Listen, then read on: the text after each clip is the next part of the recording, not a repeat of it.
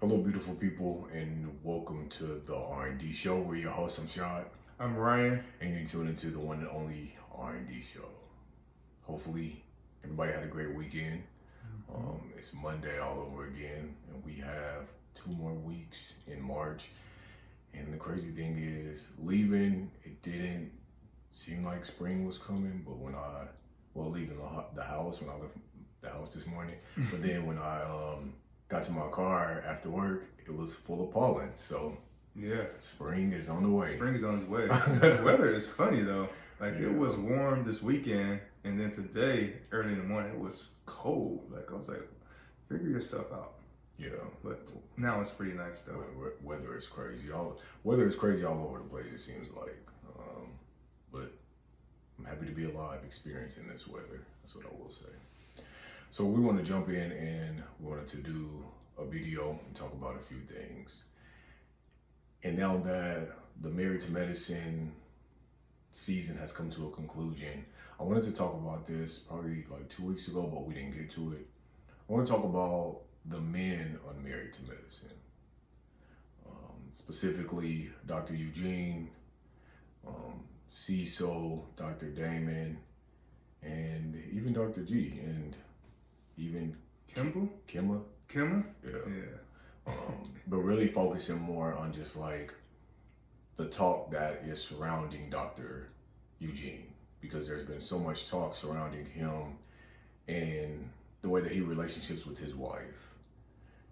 And of course, it takes one black woman to say something derogatory and call him out of his name for it to become popular to other black women. And I feel like that's very interesting to see. And I know that sometimes we can be our own worst enemy, and sometimes we're good at tearing each other down in order to build up. But I feel like this narrative has gone a little too far based off of outside opinions who sit and watch a show every Sunday, a show that is heavily edited and then sometimes scripted and then sometimes fused with a little extra razzle dazzle just to get people talking, for you to now have an overall picture of what you think somebody is and how you think someone's marriage is. What's your thoughts on that? Yeah, I mean, we have limited information, but part of the show is they're showing their lives and they open themselves up for commentary. So that's part of being on a platform like that. You want your audience to be engaged, to have an opinion about it. Now, the audience for itself, you know, they can either form an opinion basically off of what they see, or maybe think about, is there a broader context? This is a scripted, slightly scripted show. This is editing. Like, are we seeing everything? So just using some of their, I don't want to say, just being more diverse in their thought and not being so simple-minded and Right. in their thought processes and how they look at it, that just what you see on TV is not what it is. But I can understand that people just initially reacting to what they see. But a lot of times it's deeper, just like with media, right? Just like with news outlets, we get a clip. We don't know the full context a lot of times. Even on social media, we get a clip and we respond immediately, but we don't know the full story. So sometimes it's it's good just to sit back and just think about, what's probably the bigger picture here? Am I seeing everything, or I'm seeing what they want me to see? And before I even get into what we really are discussing, I want to throw in there Clifton from Love and Marriage DC, and even his wife Joy, because I caught up on that as well. So the word that's been thrown around so much, let's start with Sassy. It's very interesting how black women, their go-to is, oh, he's sassy, if a man is defending himself or defending his family or defending his wife. And sometimes that means that he's standing in the gap for his wife and having this conversation with another woman that's on the show, right? And this woman in particular that would be on the show started the narrative or created, the messiness or the drama. So why can I not use my voice just because I'm a man to advocate on behalf of myself because you've talked about me, or my family because you talked about my family, without being labeled as sassy? Yeah, I wonder the same thing. because if the man just responds, you know, in kind to what a woman is putting out there, he's basically just, it's a way to go about it. And I think the situations we've seen, it's not being like too forceful, but they express their opinion. They're allowed to defend themselves. If someone talks about their family, their wife, no matter what the gender is, you're allowed to kind of say what your opinion is on the matter, defend yourself. I think it's a way to go about it. And I don't think, some of the situations I've seen in general on reality TV hasn't been, too harsh. It's just, they're just defending themselves. And even just speaking in general, the word sassy has been used to try to tear down the black man from vocalizing how they feel, expressing how they feel, having an opinion. It's to emasculate the black man.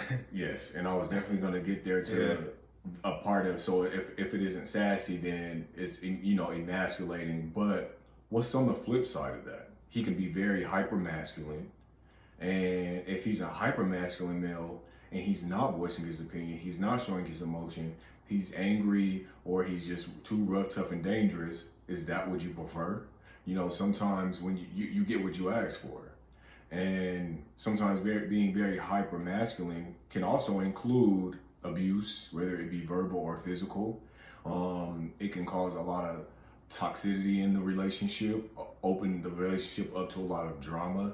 But this is what you prefer over a man who is just being a man, using his voice to not be disrespectful, to not be malicious, but to advocate on behalf of himself and his family. Yeah, and can we talk about who this? We talk about Eugene, like, quite a guy on the show, on the reunion, and apologized, and he immediately I accept that quick. So, which I thought, like, I know with a lot of other women, they want to challenge her, but he immediately accepted. But I don't think he's sassy. I think he's just smart. He's quick-witted. And just because a man is quick-witted doesn't mean that man has to be classified as sassy. It's just another way to, like I said, to emasculate who he is, instead of saying he's standing up for his woman, standing up for his family, standing up for himself. He's just responding in kind. And we talked about this before. This show is about people being quick-witted. That's why we like it, right? And I think it's just interesting to see a man be the same. Absolutely. And you got to think, the men on the show, the OGs at least, been on there for 10 seasons. Yeah. So they've been around the dynamics of, these women for 10 years, and they probably picked up on how to respond quickly, just being around their wives and then this friendship circle as well. Well, so, let's step up. Just being around our wives, but also when we were younger, me and my homeboys go back and forth. We call it crashing. Oh, okay. What did you guys call it, like back in the day? We'd go back and forth, talk about each other, whatever it may be. But it's really the person who's the most quick-witted can say And we call it clowning. Clowning, yeah. So it's been around. We do it, but it's nothing new. But now, when you're an adult male and you're a black adult male, and it's considered women's business, which that's another thing that I wanted to talk about, because what exactly is women's business and what is men's business? That can be a very dangerous, once again, narrative to create. But people say it because they're trying to make their point valid. You know what I mean? Like, this is what's going to validate my point of someone being sassy or someone being emasculated. So I kept seeing certain black women, which is a host of them, especially like on social media, that feel like it's okay to call Dr. Eugene Eugina because that's what Quad created last year. And then they also feel like it's okay to bash him because they feel like his wife doesn't respect him, and so why should we give him that respect when he's in a relationship where he's emasculated? But is he emasculated? One thing that he did was he went and did an interview, him and Cecil, and they went to Carlos King, and they did an interview, and I love what he said, because there's been so much talk about, oh, Toy disrespects him. Toy had already said before, because I spoke to her on Twitter, she had already said before that my relationship and my marriage is something that we both understand. we both communicate on a certain level to where we understand, and because we understand each other, it's acceptable for us. There's no disrespect, there's nothing but love and light, because we know who each other is at this point, you know what I mean?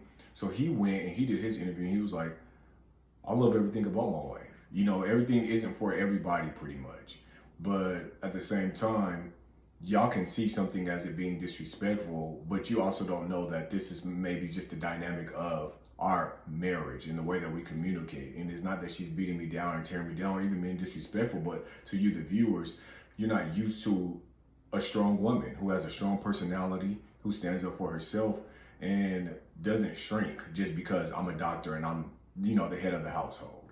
I allow her to be just like she allows me to be. And I feel like that's so important when we allow each other. If you know who you're with, who you're dealing with, and you allow them to be exactly who they are without trying to strip them of who they are, if it's not damaging, if it's not malicious, if it's not evil, if it's not toxic, then that's the best type of situation to be in, because you're giving them space to be who they are.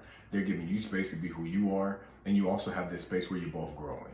Yeah. And you can be in a situation and not like some of the behaviors of your partner. Absolutely. But overall, you like the person. So you understand, yeah, I'm accepting this, but I'm looking at the bigger picture. Like, you know, it's not me compromising, acquiescing. I guess maybe in a sense of sort of a way it is, but it's more saying I'm looking at the bigger person. You know, this is a thing I don't like, but overall I'm getting all these other things, so I can deal with this. You know, this is nothing compared to what a lot of other people deal with in a relationship. Because I don't think you're gonna like 100% about anything about anyone. Right. You know, in a friendship, in a working relationship, familyship, whatever it is, you know, you kind of look at the bigger picture, and this person adding to my life, or are they taking away from my life? And they're in general adding to my life, and they have some quirks I don't like. I just say it's just them. Like, it's just them, and I'm okay with it. You know, would I prefer not to have those traits? Yes, but is it a deal breaker? No. Are there a bunch of lovely, wonderful other traits? Yes. And so I don't even care. I'm gonna let them do them. You know, I don't care. I don't prefer it, but I'm still good. So. And it's also important to sweep around your own front door before you try to sweep around anybody else's. You know, and that's what the problem is with a lot of people. It's a lot of people that are loud and wrong, and they also have these strong opinions, but it's single, bitter tears and sorrows. You know what I mean? It's just like, you have so much to say, but are you married? Do you know, have you ever been or experienced a healthy relationship? Do you even know what that looks like? Do you know what green flags look like, or are you addicted to all the red flags? Like, there's so many things that we can dissect when it comes to certain people that have so much to say. And I said this before, I feel like, I strongly feel like a lot of times people are reacting and responding from their place of healing and or trauma. You know, some people are healed, and so you can see that they're able to see things through a different lens. And when they respond to things, they have, you know, integrity behind that. They have substance behind that. They're not here to bash or beat anyone down, but they're here to paint an overall picture. And then you have people that are still dealing with trauma, and they haven't healed whatever has transpired to them within their life, whether it be past, present, whatever the case may be. And so they're so quick to want to anger. They're so quick to want to pick at someone. They're so quick to want to beat and tear down someone's character. And their perspective is always so volatile. It's so harsh, and it seems like it comes from such an angry, dark place. Yeah, they're projecting their issues or what they experience onto the situation. And in essence, we all have our lenses. Our lenses shaped from our experiences, our environment, everything we've gone through. But it's important to kind of take a step back and really think about how's my previous experiences affecting how I'm perceiving this situation. Am I perceiving this correctly? Is there opportunity for me to learn something from this? And so it's interesting. I wonder what those same women have to say about is it Dr. Alicia and Kimba's relationship, because it's kind of flipped. You have this, you know, where hyper masculine versus, you know, a woman that's a little bit more submissive. Right. I wonder what the take is on that relationship, but. but then you hardly see anything when it comes to that, you know, and that's what's interesting. Yes, people probably have said some stuff that they feel like, you know, she's dumb, she's this, she's that, but it hasn't been any narrative created like it has with Dr. Eugene, who is very loving.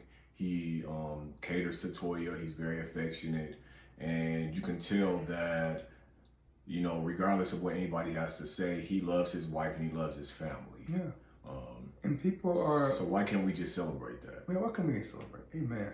And people are complex, they're multidimensional, and he could be a little bit more aggressive at work and take over more control of work, but maybe at home he's fine with just letting her take the lead, and being okay with that. Like, I'm working all day, I'm in an ER situation, I'm managing all these situations where people's life is in danger or, you know, could die, and I have to deal with all this at work. Maybe when he comes home, he just want to just be, and he's okay with his wife taking over control of the house in certain ways.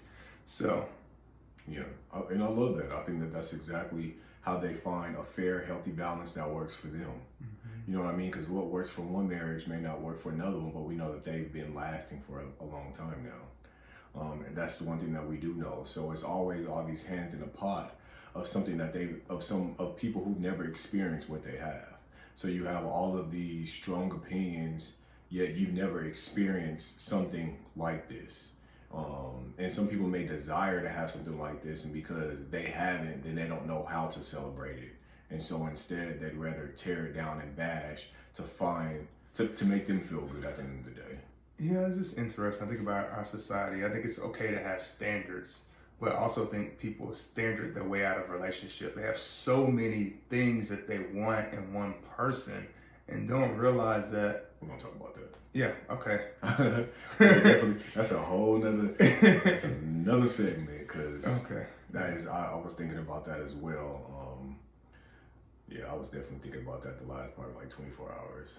So we're definitely gonna get on that on another video, but I want to focus in on just like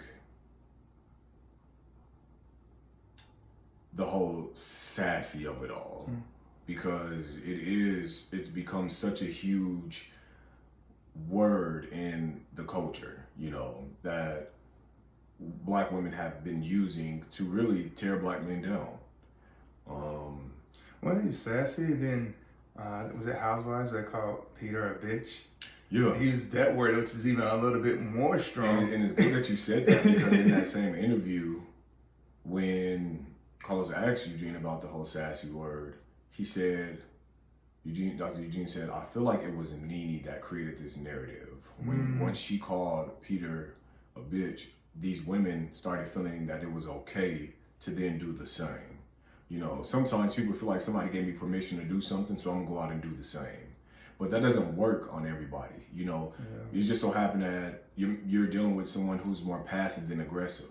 And so he can laugh it off, and it's not a big deal to him. But you could be then saying that to another type of man who could take it personal, and then, you know. Yeah, and I think it takes a strong, secure man not to respond in kind to that from a woman. Because if you're very insecure about your manhood and who you are, then you can really respond incorrectly, or maybe respond with harsh words or even some type of violence. So kudos to these men for not, you know, taking it too hard, too much. Because they're confident in who they are, and that's what's so important. When you're confident in who you are, you don't care about the people, place, or thing that has anything to say regarding your character and who you are as a man.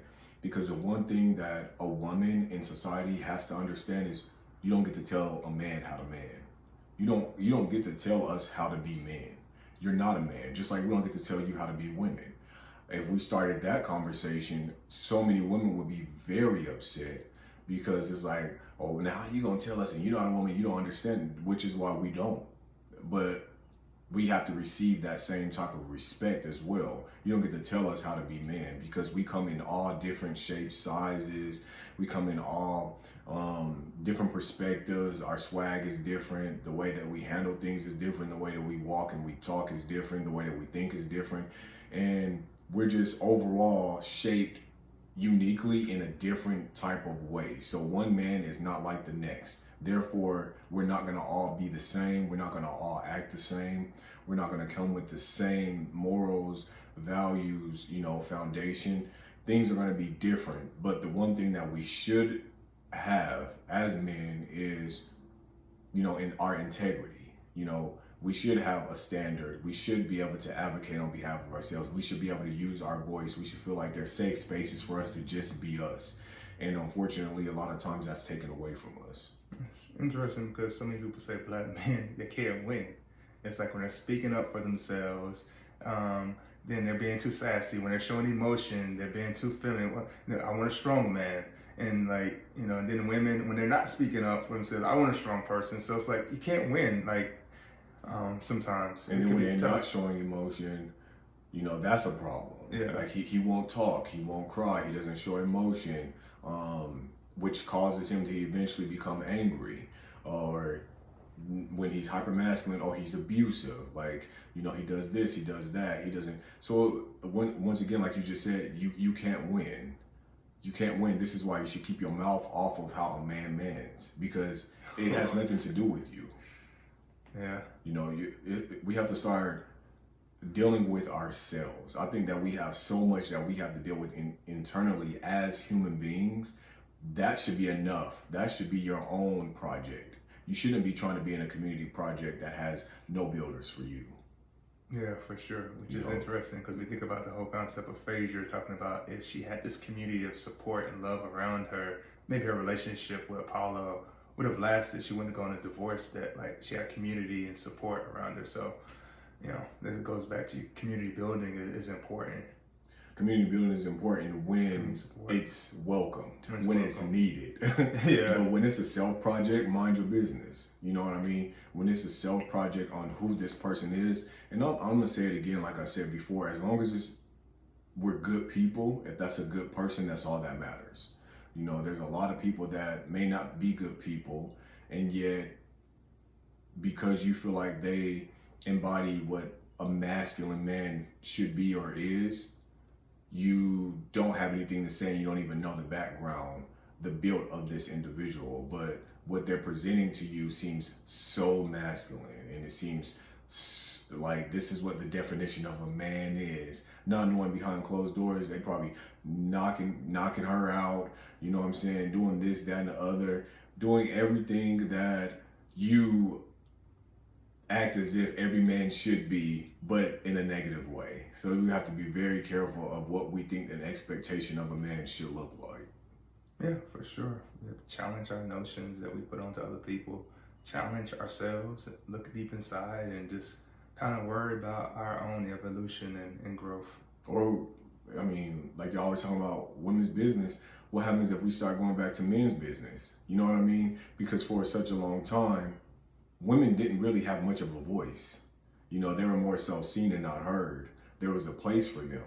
So if we're talking about women's business and men's business, what if we start going to men's business, which means you seen and not heard? A lot of your rights are now stripped away. You don't get to be as vocal as you want. You don't get to have this freedom that you have today. You don't get to participate in certain places and spaces. So we got to be very careful about creating this whole women's business and men's business, because business is business at the end of the day, but you have to mind your business, which is the most important business ever, right? Yeah, for sure. Mind your business. It's human being business. Absolutely. It's not men or women. There's certain subjects, of course, that men may like to talk about more, women might like to talk about more, but it's important for us just to be open-minded and create space, just like space was created for us, for Black people to have our rights. Space was created for women to have their rights. Let's just continue to create space for people to be whoever they are and not have to conform to society's idea of what they should be. Yeah, absolutely. So it's time to eradicate this narrative when it comes to Black man being sassy, because he doesn't fit in your box. And remember, this is a box that you've put Black men in. I think that this is a think piece that's going to challenge everybody to think out of the box and to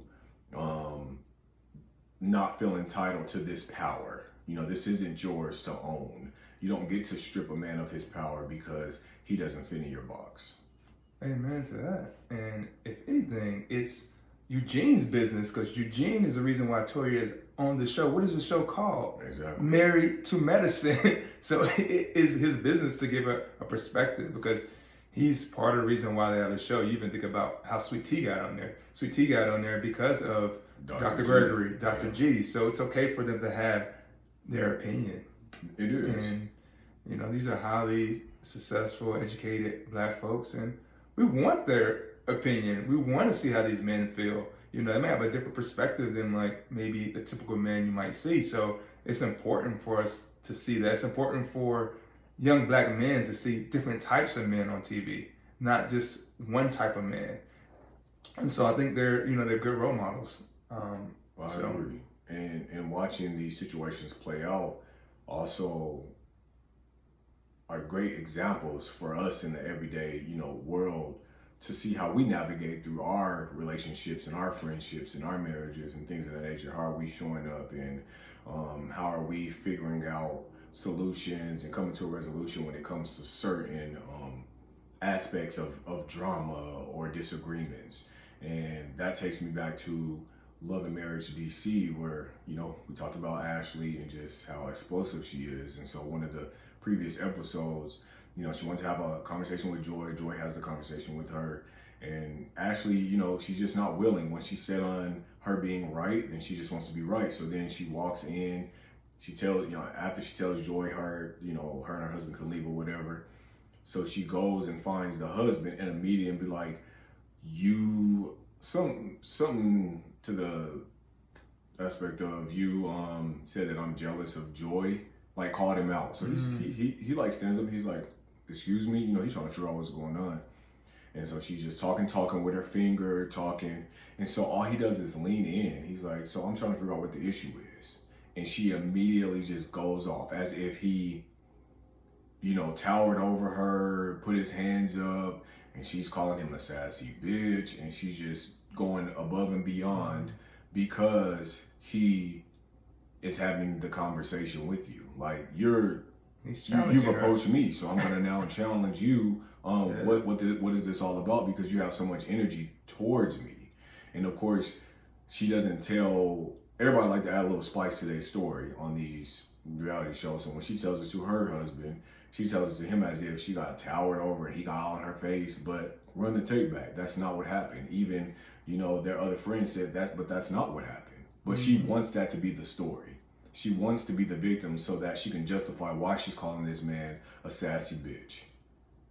Yeah, it's so interesting how this narrative, I do think it stemmed from Peter. I know I'm going back, but I'm just thinking about Marceau. Like, a lot of people will say Marceau is sassy as well. Does that fit in that equation too? Or is it Marceau just kind of They've called him sassy as well. So it's just the overall narrative. It's okay for these men to have an opinion and to defend themselves. But what's crazy about Marceau is he's sassy / hyper masculine. If you think about the things that he does in his marriage, it's like my way or no way. Yeah, you know what I mean. So it's very interesting that he gets to be this sassy man according to public opinion, but then he also gets to be hyper masculine, and they don't like that either. Because that's a form of controlling, and they don't like that he's so controlling, and she just caters to him being controlling. So it's weird. It is very weird. It's very weird. It's very weird that this narrative has came across, and I think it did probably stem from, the situation with Nene and Peter. That's why I say we have to be careful about, your responsibility as a reality TV person. Not even go back to Candace, and because we talked about this in a prior episode, where people are attacking people's physical traits on these shows. We have to be careful that we're not giving people permission to speak certain things and to do certain things to people. We have a responsibility in general. So. Okay. But yeah, we wanted to come in and definitely dissect that, and I know that we talked about. Well, at least we included in the beginning Dr. Damon and Cecil, but when you really think about the focus of where this narrative was built upon is really surrounding Dr. Eugene, you know, because they include him and expect for him not to have a voice.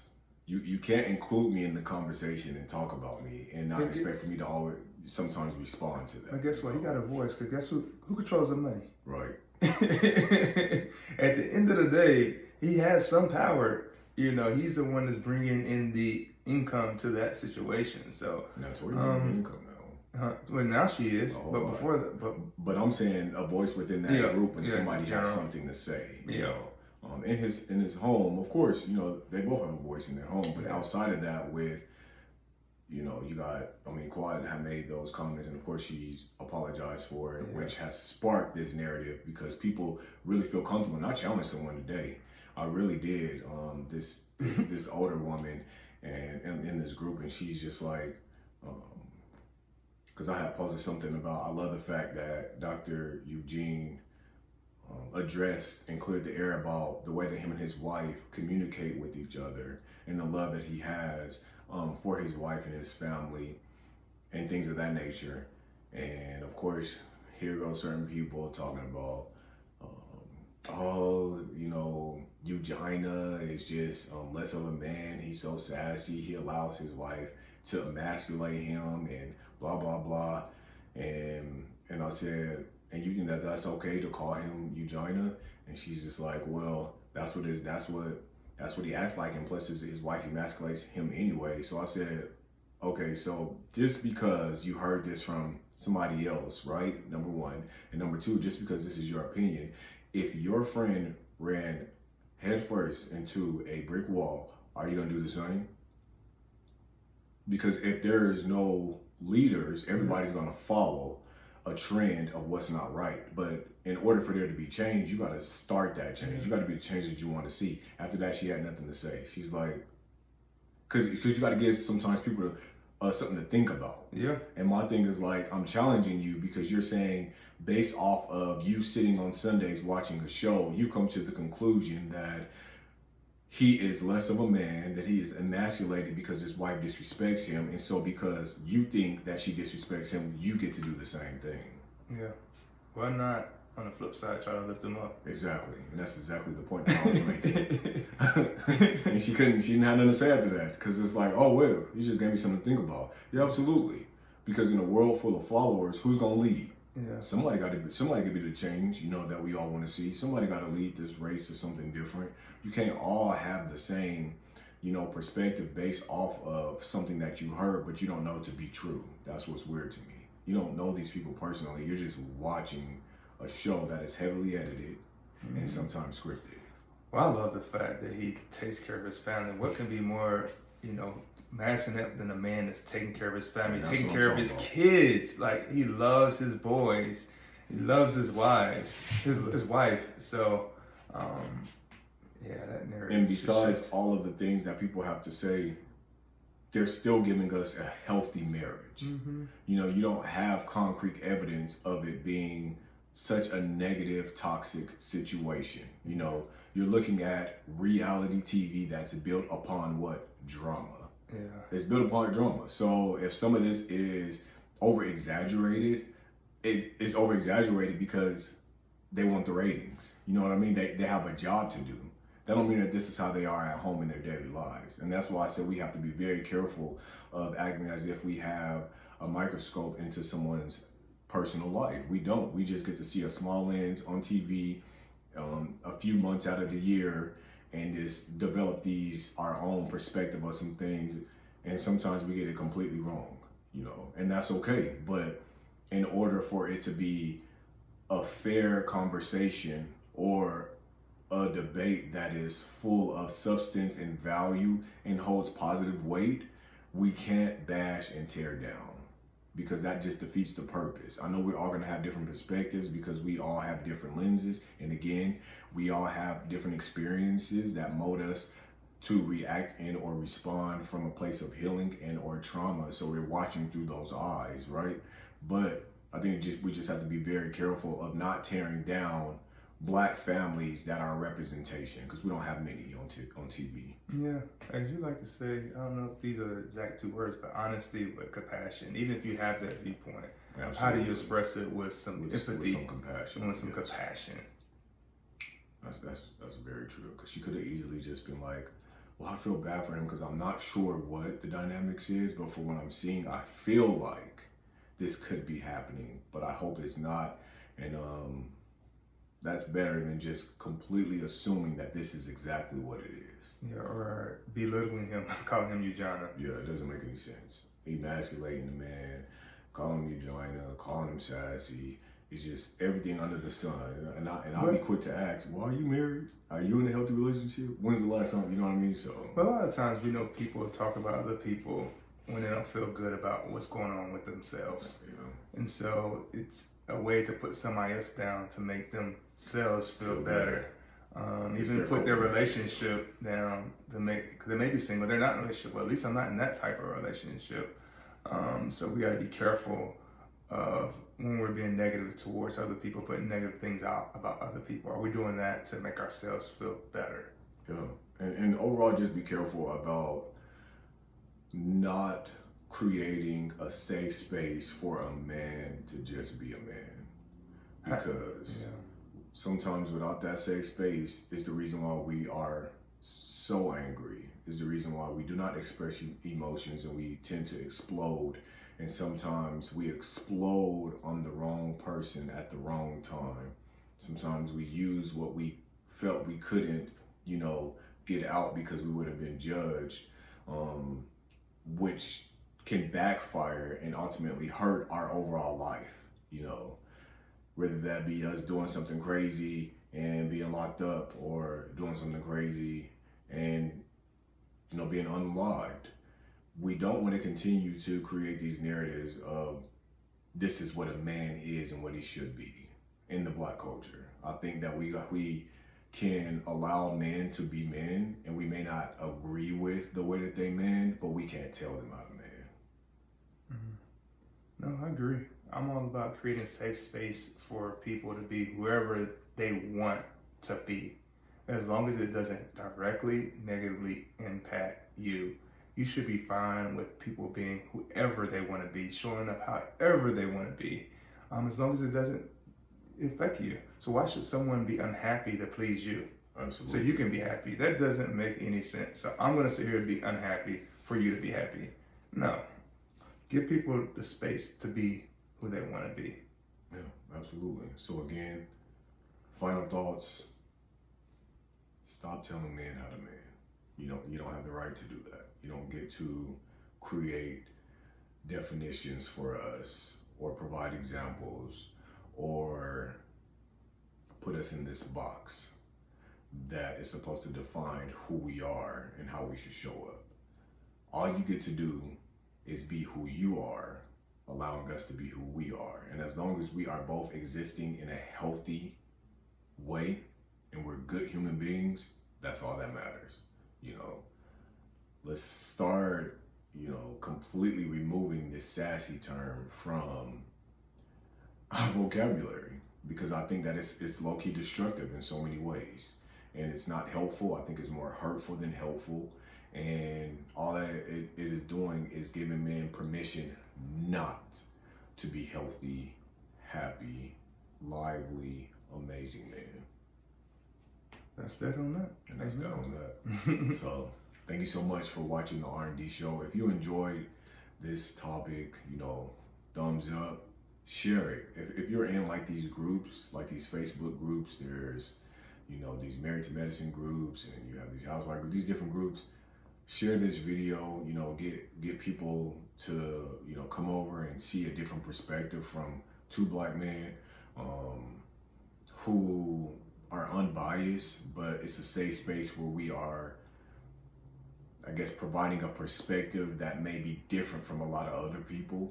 So we would really appreciate that. Make sure that you share this video, and most importantly, subscribe to the R&D show, and leave some comments for us. All right. So until next time, take care of yourself and each other. God bless. Deuces.